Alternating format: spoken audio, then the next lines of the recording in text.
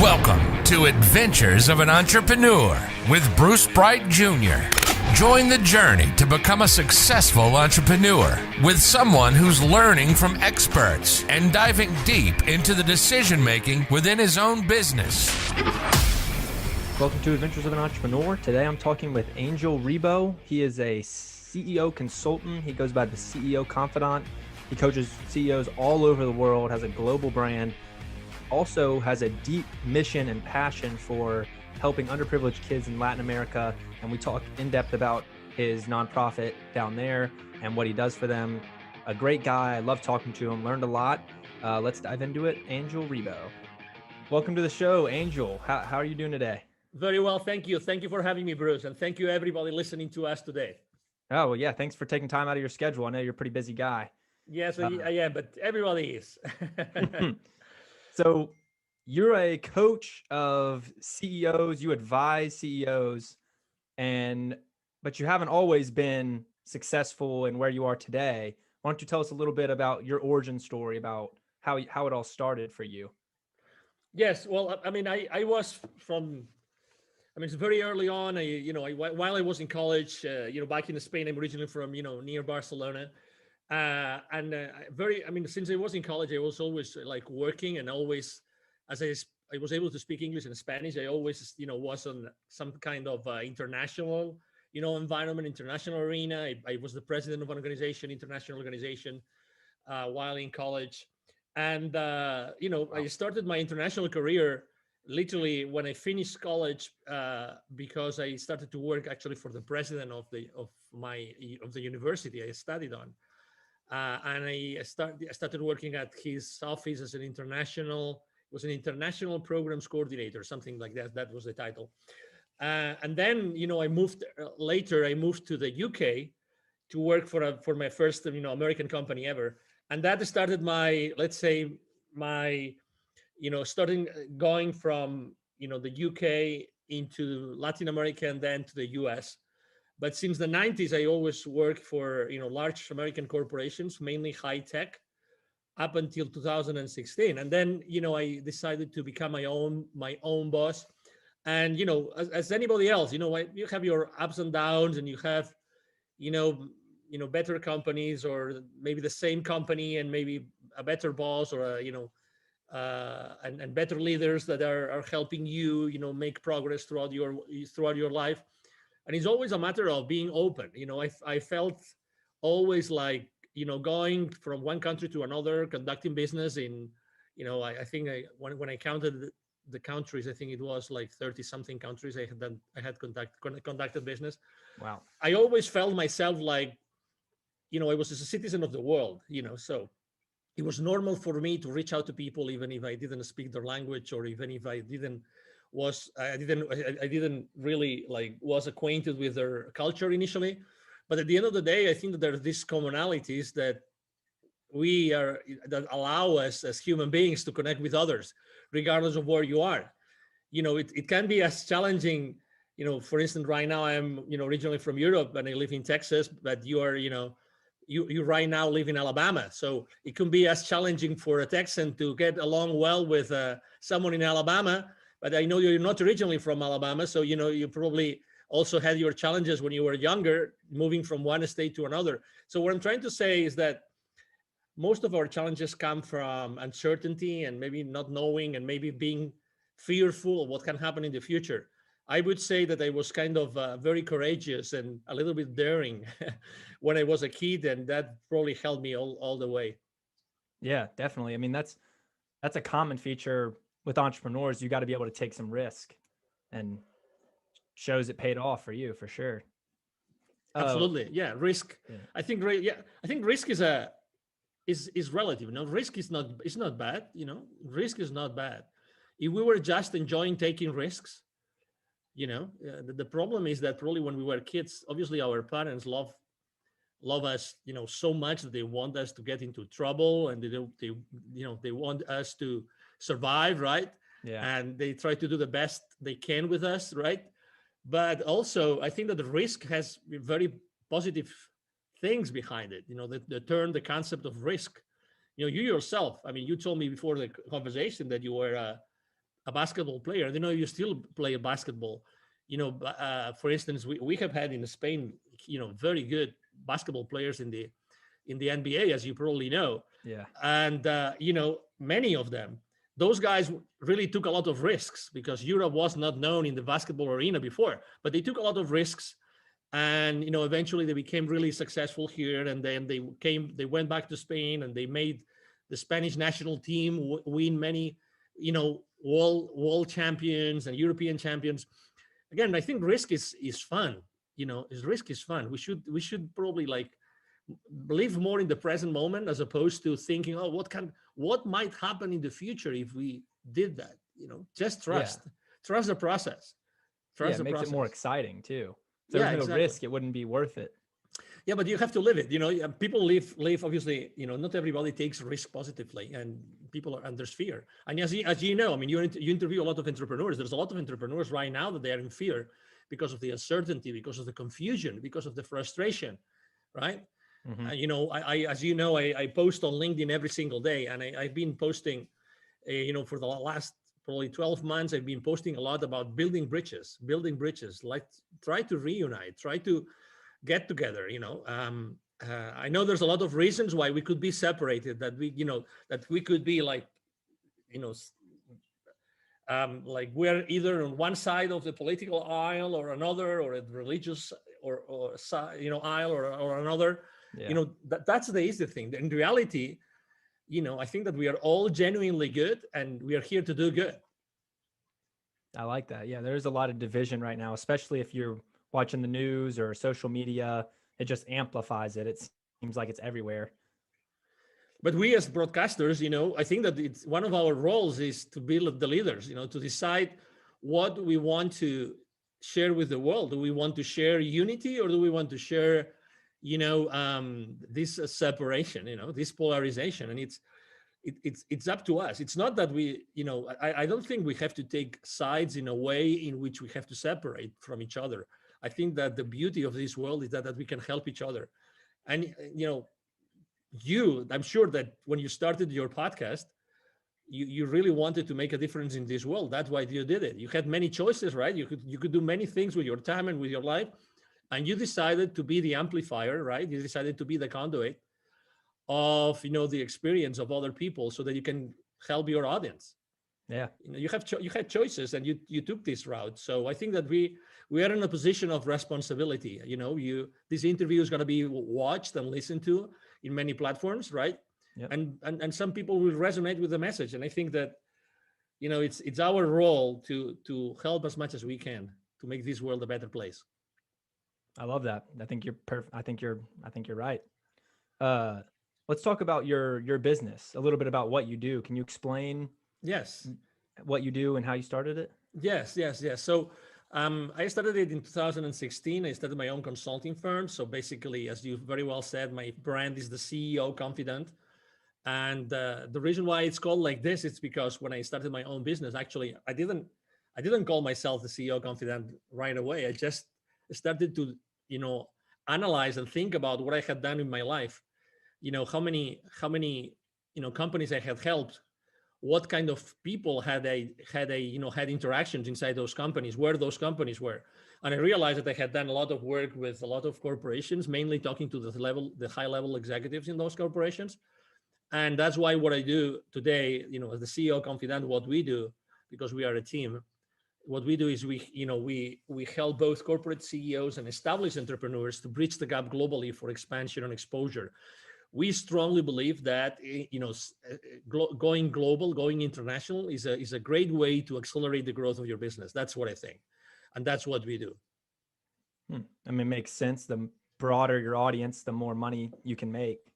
Yeah, obviously you have to make you have to do your homework, right? But sometimes there's two things. There's two blind spots I think I would like to share with you and with your audience. Number one, sure. What you just said is so true. But sometimes we think that just being on the internet, and maybe we think that just being in the internet, everybody in the world is going to see us. And that's not true. Culturally speaking, it's not the same. Even if you're trying to speak to to a British, or you're trying to speak to an Australian, it's the same language, or a South African, it's the same language, but there's certain things that you should know, you should be aware of before you talk to them. That's something I strongly believe. And second, it's true that the broader your audience, but also you have to customize, you have to localize your offer. Whatever it is that you offer, you have to make it, you have to adapt it to the new, let's say, requirements, needs, or even constraints of the users, or of the potential clients in the area where you want to expand. So it has to be done wisely. So you have to know exactly how to do it and what are your priorities. But yes, I think that we have been shown, regardless of the pain and the fear that a lot of people are going through right now, they have been going through for the last year. We have been shown that, we live in a global community, and something can in a relative short period of time, something can be global. Yeah. and can actually spread to the 7.5 billion people in the world, right? Like this, with the snap of been shown this year. Exactly, with the snap of a finger. So that means that we live in a global environment, and we can definitely help each other. And there's many opportunities out there. We just have to focus on achieving, certain results, and just make sure that you do the right things. Yeah. So what you're saying is you want to have a broad audience, but within those smaller audiences, you have to personalize it for that region and that culture is what you mean. Is that what you're saying? Yeah. So it's like, again, when we start our business, we want to make sure that we have some audience, right? We have some potential clients out there, but sometimes we're trying to go so broad that we forget the most important thing. You don't want to have any kind of client. You don't want to serve any kind of people, right? You want to serve everybody. You want to serve every, potential male or female out there that could benefit from what you do, right? So I think that the more you specify and the more you talk to a specific audience that you feel comfortable serving, the better job you do. So imagine that you want to expand your business. Imagine that you're proficient in Spanish, or you have someone on your team that can help you localize your practice, whatever that is, your services. So if you want to go out there, I think that you will want to be speaking to that audience the way that you want them to listen to you. Okay, it's not just going broad and talk to everybody. Let's say you want to go, to Colombia, right, in South America. So you want to speak specifically to the people in Colombia that you want to serve. You don't want to serve everybody. You want to serve certain people that have certain requirements or certain needs or certain wants, right? So you have to be very specific. That's why I think that, yes, it's good to go global, but you have to be specific. You have to talk. And sometimes, again, we are fearful of being very specific and niche down a lot because we think that we might lose clients, but it's the other way around. The more specific we are, the more we are able to talk to what people really want. I think the better it's going to go in an international, let's say, expansion, strategy or initiative that we might want to engage with. That makes sense. Mm-hmm. Yeah. So you speak Spanish and English? Yes. So do you specialize in mostly Spanish and English countries? How do you deal with a country that doesn't speak one of those? Yes. So I speak French as well. I speak Portuguese. Okay. And I also speak Catalan, is a language that we speak in the northeast of Spain. So when I'm going somewhere else, I have business partners that help me. Okay. With French, English, the reality is that you can reach out to, and Spanish, you can reach out to literally, probably over 1 billion, far more than 1 billion people in the planet, right? So, and when I go to, for instance, to a specific place in Asia where I don't speak the language, I typically rely on local partners that can help me, do that, can help me localize my services, speak to the people in their own language, have the introductions that they need made for me, these kind of things. Again, it's this, as anything else. It's like when you're practicing your throw, right? You're a basketball player. It's the same thing. How many times have you tried a certain type of throw? How many? thousands. let's say exactly. Let's say a specific throw that you really like and you're really successful on, okay? Because you're very proud of it. You know, you said thousands, right? So it's the same with a business. I've done this thousands of times for so many people that for me doing that, I mean, I'm not perfect. Obviously, I have my own flaws and I still make mistakes. But in reality, when you do something so many times, you eventually do something right. Yeah. And that's what I offer, right? That's the value I offer to my business partners today. I get that. And so when you were working for these companies and you were helping them, when did it click when you were like, I think I can make money for myself and make a little bit better living for myself? What changed? Because I'm sure you were making good money helping these companies. Yes, exactly. Yeah, absolutely. I think that, everybody finds themselves, uh, everybody finds a point in time, a moment in your life in which you think that you have to do something else, right? um, I think that it's very important for all of us, young or old, whatever, it doesn't matter where we are, to be open and to be listening, to be listening to what's going on in your world, in your friend, with your friends, with your family, with your relatives. I think that you have to be open to listen. And sometimes you have to make decisions like, I want to spend more time with my family. I want to spend more time with things that are really going to change the world. And I was exposed for so long. I was working in Latin America and I was seeing so much poverty all over the place that at some point I said, I have to do something in my life, which is going to be, you know, basically giving back to all those communities that I was doing business in. And I think that I have to be the connection between all those executives I helped in that continent in Latin America and all the people that I saw that were suffering, were in poverty and were in pain.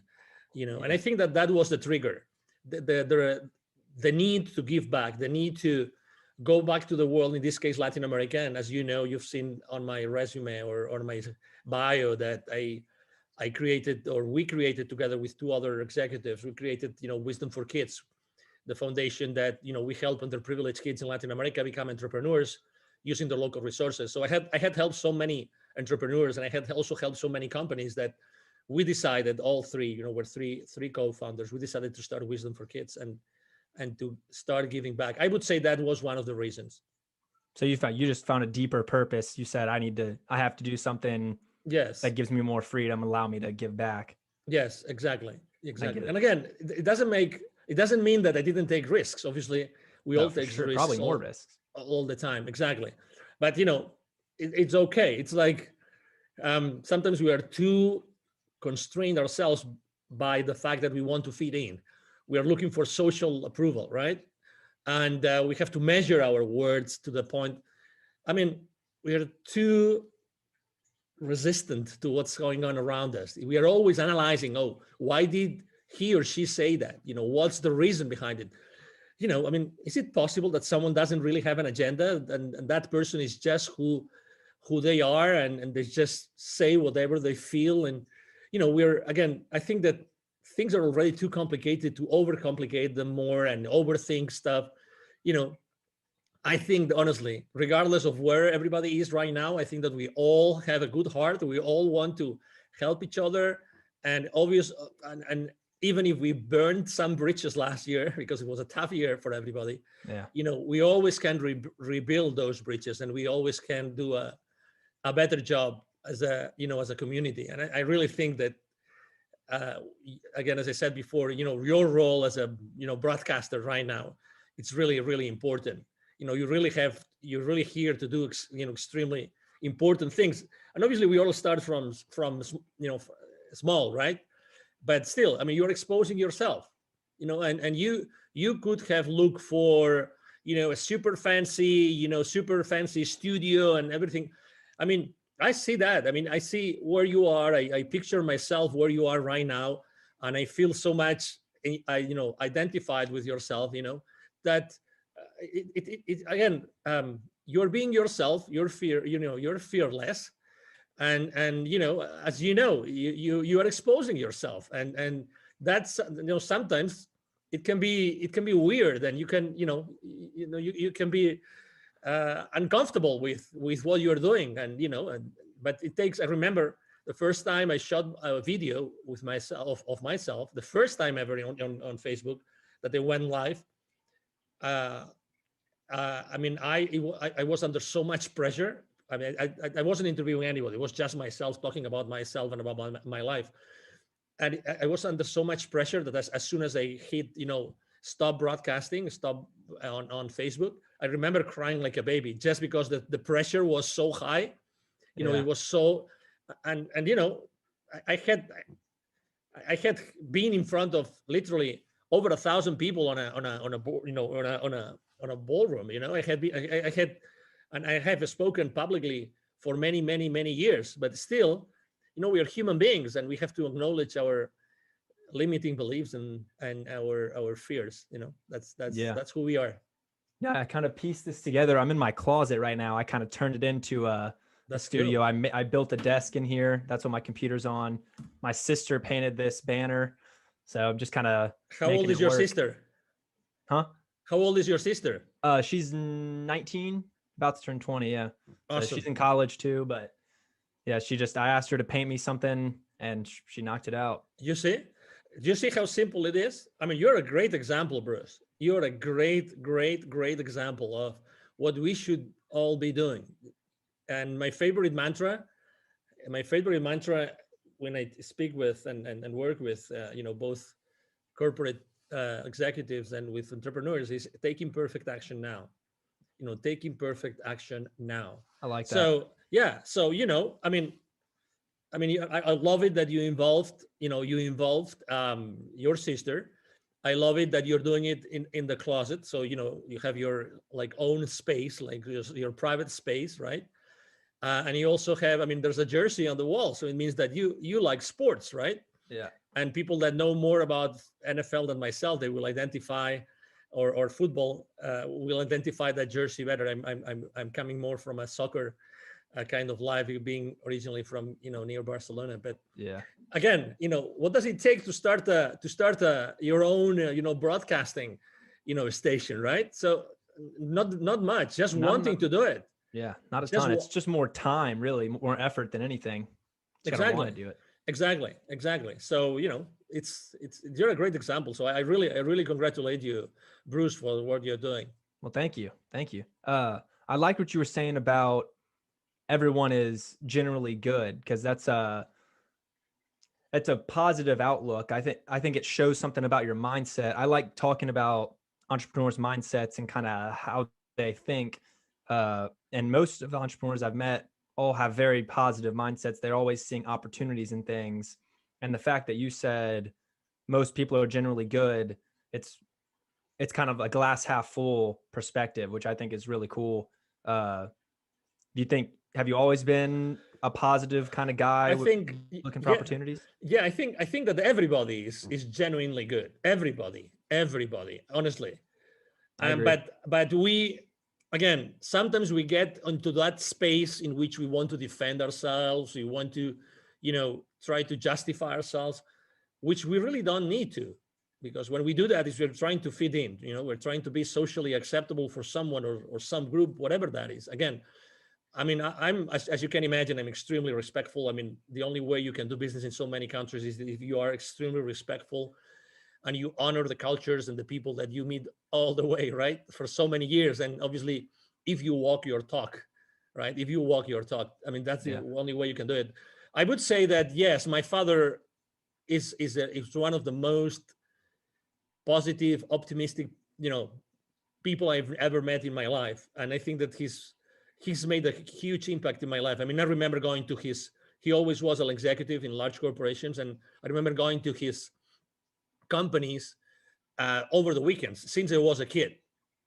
And I remember playing with other shareholders of those companies. I remember playing with the forklifts on those manufacturing plants and these kind of things. When you're a kid, you play with anything, right? So I was always with him and learning and going around, walking around those manufacturing plants. And I was extremely happy. I was just with my dad, and I wanted to learn and I wanted to get to know more things, so it's from that place. It doesn't mean that I have had a lot of challenges in my life. It's just the way that you face those challenges. It's the way that you get to play with the cards that you're being dealt or Yeah. being given. If you're and again, I always felt like, for me, learning languages very early on in my life, foreign languages, was like the perfect thing to have as a place of safety for me to go all over the place.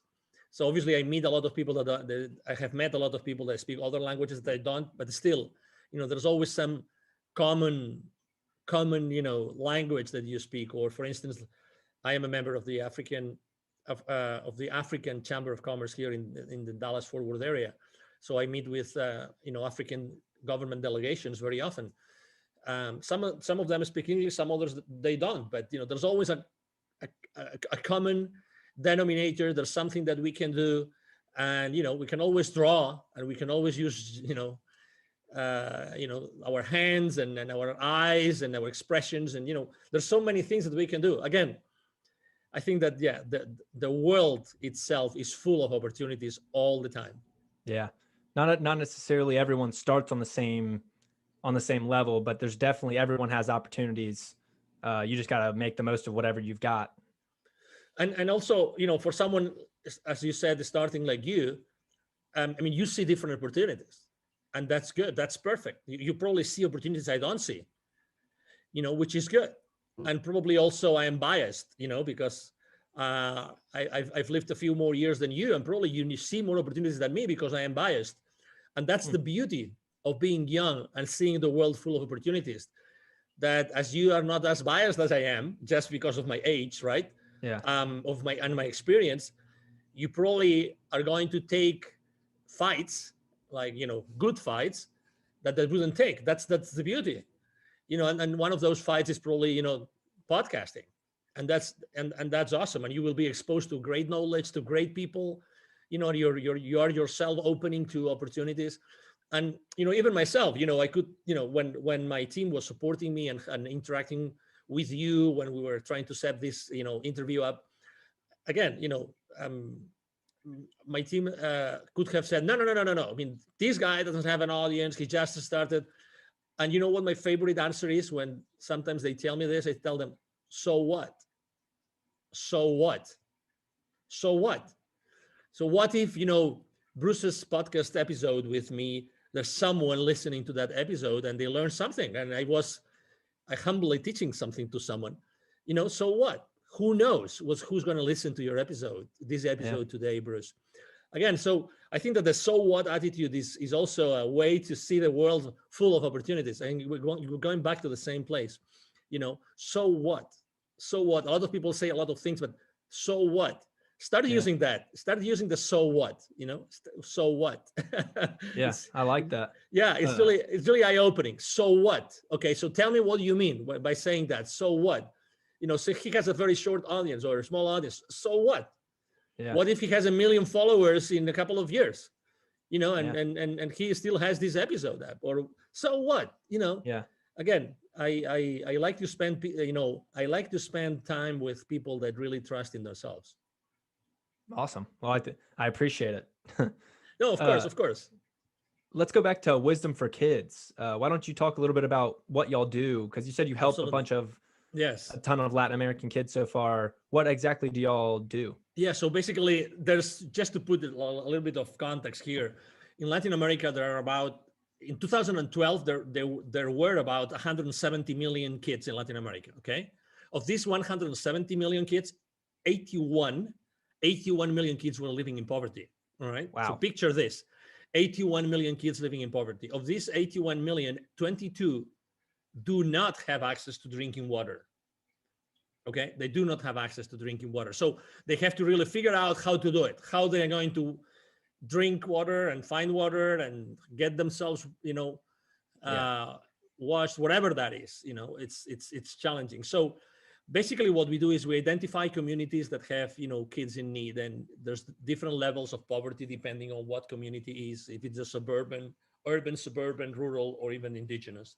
And then we go to those communities, we talk to the community leaders, and then we ask them, we would like to do that. The first question they always ask us is, how much is it going to cost us? All the time. How much is that going to cost us? And we always say the same thing, nothing. And then they say, why? Wow, that's awesome. Why would you do that for our kids? And I say, well, because it's our mission, right? And we don't have any hidden agenda. That's what we do. Actually, we are extremely cautious about all the information that we gather from the kids. We really don't have a registry. We don't keep any information. We just make sure that we are connected to these community leaders. And then we go to those communities. We ask those leaders to bring all those kids together, and then we basically deliver them workshops. We have those workshops in which we basically work a lot with those kids so that they realize, we inspire them to realize that they really can do anything with their lives, and they can really do great things in the world. We believe that every human being has an unlimited potential, and the kids, obviously, they have much more potential than us because they still haven't been biased by adults and education and the rest of things that in society that try to kind of cookie cut us. And probably you understand what I mean. I get so it. it's beautiful to go there, and we really focus on the mindset, really, because we believe, number one, we know they're poor kids, and sometimes or very often their families are not properly structured. Okay, so maybe they don't have parents, or they only have one parent, or maybe they have tutors, or they have relatives taking care of them. So we work a lot on self-esteem, a lot, and we do very uncomfortable and not uncomfortable and unconventional things with them. Like it's not a whiteboard kind of teaching or training workshop. No. It's experiential. Okay, so we dance, we jump, we sing, we play, and we have a lot of interaction. So it's 2 hours, like we are fully onto the experience. We as volunteers of Wisdom for Kids, and we even do we have a meditation, a 20-minute meditation, full of very powerful affirmations. Right. So the outcome of those workshops is typically that those kids say, wow, they didn't know that was possible. They didn't know that they really deserved everything that they do. Because again, we do a lot of work on their mind because when you really are able to connect yourself as the volunteers of Wisdom for Kids with those kids at we call it at a certain energy level, because the kids jump and they want to have fun. If you've ever babysat someone, or you've been in a classroom with young kids of an elementary school, for instance, that they really want to have fun. The kids want to have fun. If you give them an excuse to have fun, the first 5 minutes of the workshop is dancing a song. And it's one of those very, like, I would say, dance electronic song, very like, super, jacked up kind of song. The kids love it. I mean, they don't know me of anything. I love to start the workshops myself. They don't know me of anything, but as soon as I start jumping and doing silly stuff before them, in the front of whatever the auditorium is, or the class is, or the room is, they start jumping with me. They just want to have fun. Yeah. And that's this childlike attitude that very often I talk to entrepreneurs and to executives, which is this curiosity. And it's wonderful to be able to work with kids, because they have this intact curiosity to embrace what you're telling them. And we ask them, what do you want to be when you grow up? What would you like to do? And sometimes they say, I would like to be a police officer. I would like to be part of the army, whatever that is. And we help them understand that whatever they want to be is going to be okay. They don't have to be whatever the society is going to tell them. Be whatever you feel like is going to make you happy. We need to be more happy. We need to be, and we want to teach that to them. And we make sure that they keep on like doing the same things that we do during the workshop, and we give them a booklet literally. And we obviously, all the community leaders know where to find us. And and we know that we really make a difference every time that we go to one of those communities. Wow, that's awesome. I was gonna call it education, but it sounds more like an inspirational kind of It experience is. It rather is. than rather It than is. just education. Exactly. It's been studied. Training is training, and you learn stuff or you remember stuff. It's like let me make a comparison here. It's like I think that our lives are very often like there's milestones in our lives which are related to specific songs, right? So I Mhm. think that there's certain titles or tunes that when you hear them again, immediately you go back in time and you remember certain things that happened when you were listening to that song. Yeah. That happens to me all the time. I mean, I love music, I love dancing, and it happens to me all the time. So that's why I think that those kids, well, I don't think, I'm sure, because obviously we go back to those communities and we talk to the community leaders and to the volunteers. They remember us. They remember us. They see us when we go back to the community and then remember that they had a blast with us, because they will never forget that experience. They never had that experience before. I mean, we spent, Bruce, so that, we spent 2 years and two PhD students working on this workshop. I mean, two PhD students in the educational arena, right? So there was one of our founders is a professor, he's a former professor of actually two different colleges in Mexico, and he taught thousands of teachers. So right now there's thousands of teachers in Latin America that were educated by this gentleman. Yeah. So, and he has like 70 plus textbooks right now being used. So Wow. we really took it seriously. We really wanted to make a powerful workshop that would change the lives of those kids, during and after our delivery of the workshop itself or Yeah. themselves. And where do y'all get these volunteers? Are these Yeah, local they can go volunteers, or to. do you bring them from America? Actually, they can.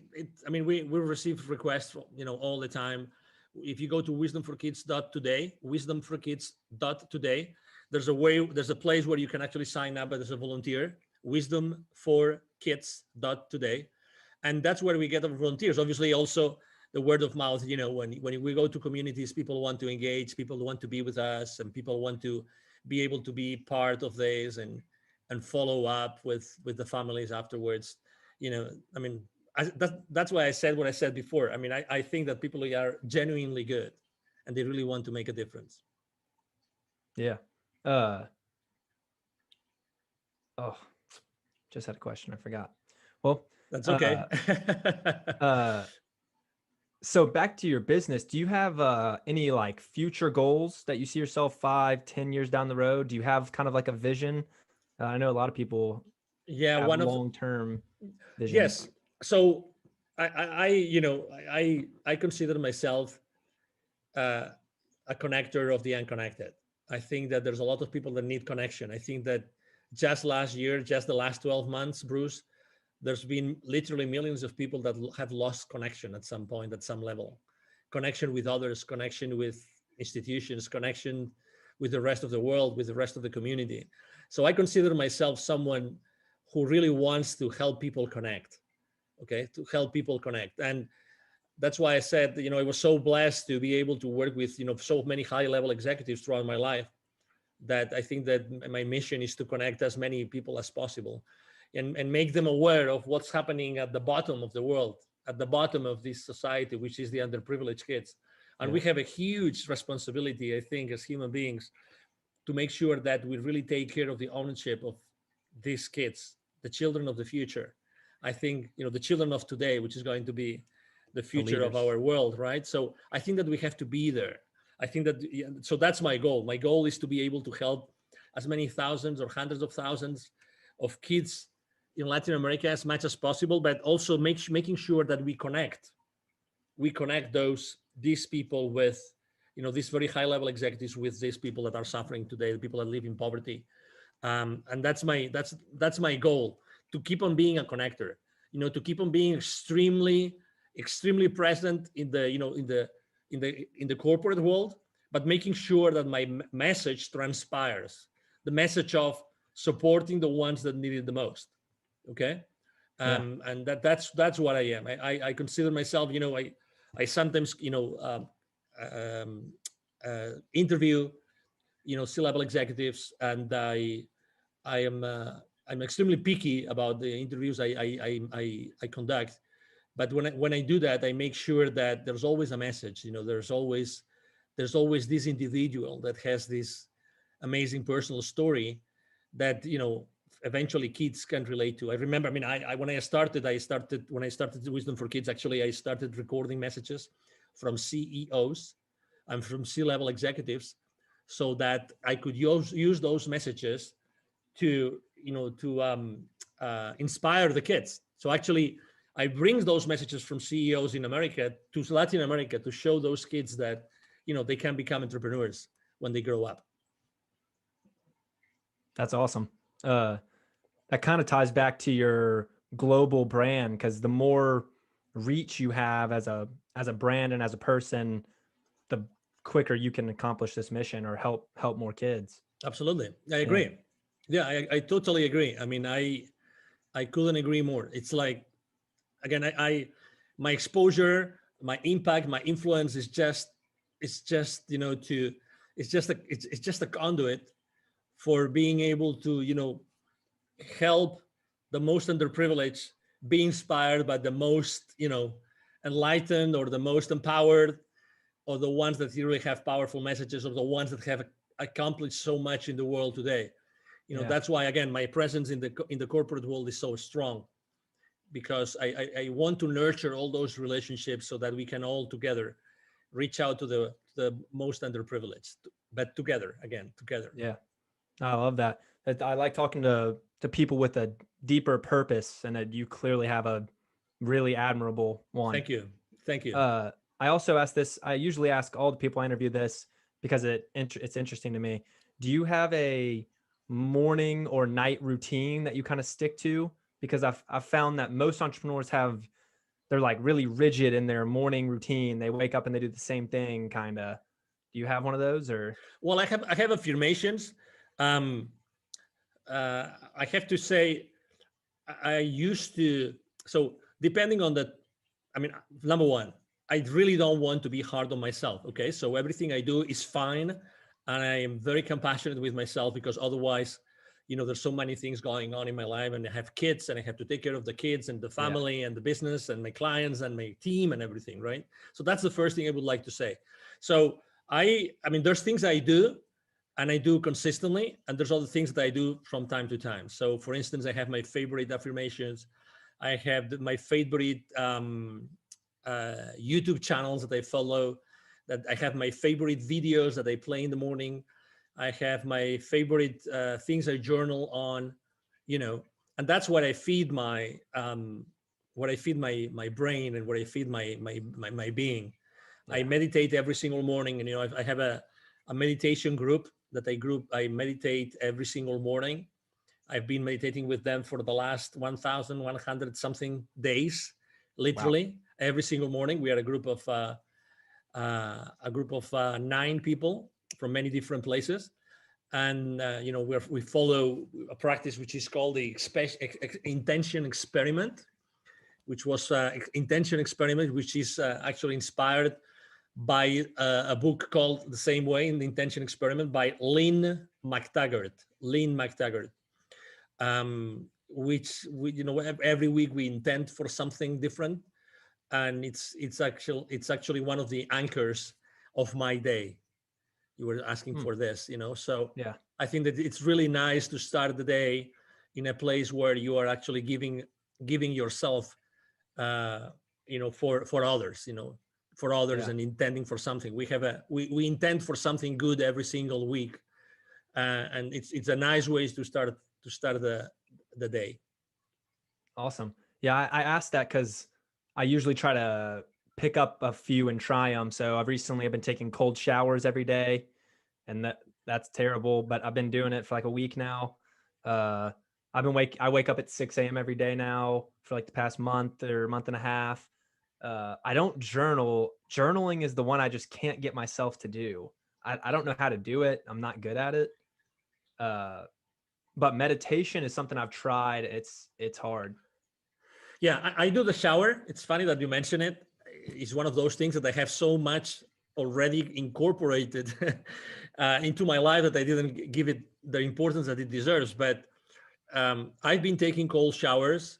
Even when I go to Canada in the winter, I take cold showers wherever I am for the last 5 years. Wow. So I mean, when you take a cold shower and it hurts. Yeah. It literally hurts. So yes, I think probably that's keeping me so enthusiastic and passionate and young and and energetic and everything. So yeah, I mean, just I think if you're not still getting into journaling, that's fine. It's okay. Just keep your journal next to maybe your side table, in your bedroom. That's it. And one day you will start using it, and until it becomes a habit. But again, don't be so hard on yourself. You have to be happy, because the thing about getting hard on yourself, until you don't really like do it every single day, you typically become like very hard. You and then you are remorseful. Oh, today I didn't do that. Oh, today I didn't do that. Today I didn't do that. So I tend to be so flexible all the time, because I've learned to be flexible everywhere I go. I have to be flexible. I have to adapt to people. So other things that work for me, yes, let's do it. If things maybe I'm not used to, it's okay. Yeah. I'm going to try the journaling thing. It's difficult.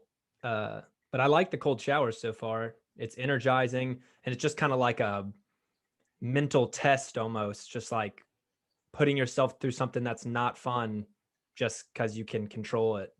Yeah. That's why I like it. It's true. And you have a choice in the morning. Every morning you have a choice, right?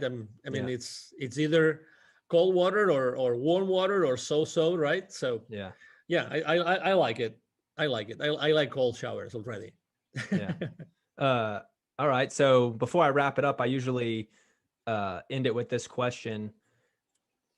What kind of advice would you give someone who's on the fence about starting a business? They've always maybe thought about starting a business, but they never have. Maybe they're at a job they don't like, or maybe they're young like me and just don't know what to do with themselves. They're thinking about starting a company. What would you say to them? Start with a very simple thing that you really like and try it out. That's what I would say. I mean, how many, I don't know, just to ask you, when did you start your podcast, Bruce? My podcast, December of last year. Okay. So how many people have you interviewed already? 10 maybe. Okay, 10. Good. Well, so those are 10 potential friends, 10 potential business partners, 10 potential clients, 10 potential, you name it, and that's it. Again, just pick something that you like and do it. I mean, that's why I always say, take imperfect action now. It's much easier than what you think. Reach out to people and see what they say about what you have to offer. That's it. Obviously it takes something, right? It takes courage to do certain things, but just do one thing. Just try one thing that you really like, expose yourself, start proof testing it, and just take it from there. It's much more simple than what you think. And also listen to what's happening around you. Sometimes people ask me, what were the opportunities that were presented to you in 2020? Well, one of the opportunities is that there was so much, fear and so many people being unemployed, and there's so many things happening, and these emotions and these feelings and you said it very well. You see it on TV. I mean, I had never seen so many people yelling at you from TV. I mean, literally yelling. I mean, have you seen that? I have seen that. Oh, yeah. I mean, on the news, yelling at you. It's like, so, just be gentle with yourself. Try something, try one thing, try doing it, in your environment around you, in your community. Try if it works. You know what people need because you see it every day, because you listen to this and you hear it every single day. And that's it. Try it. Try it. I was the other day delivering here in the Dallas-Fort Worth area for one of the business accelerators. I was delivering a webinar on pivoting, on reinventing yourself, right? Yeah. So, hey, it doesn't take anything to reinvent yourself. Just try it out. Just try it, proof test it, look for people around you, your friends, your business partners, your acquaintances. Ask for references, ask for people that you would like to talk to, and eventually you will be delivering so much value that you will be able to charge for it. Yeah. I So don't be hard on yourself. Start somewhere and start giving away value. Talking to potential clients. It's much simpler than what it looks like. Really, it's much more simple. I know there's fear. I know that you have to pay your bills. I know that you have probably your mortgage. I mean, I get it. I was there too. I mean, I understand it. I know that you have probably your college, loans, all those things. I mean, I know that, but still, what does it take to you to choose between, social media browsing or reaching out to a potential client? One game on TV, as much as I like sports, or talking to someone that can become your business partner. Yeah. Again, it's your choice. It's your choice. It's your choice. I mean, as Tony Robbins says very well, your wealth is proportional to the amount of people that you serve. So start serving people. Start to serve people around you, and you will find the solution. You will find the answer that you're looking for. That's great. And you can always tweak it as you go, make it better. Absolutely. You can. The imperfect version you're going to put out isn't going to be great, but you might get the ball rolling. Yes, exactly. Yeah, great.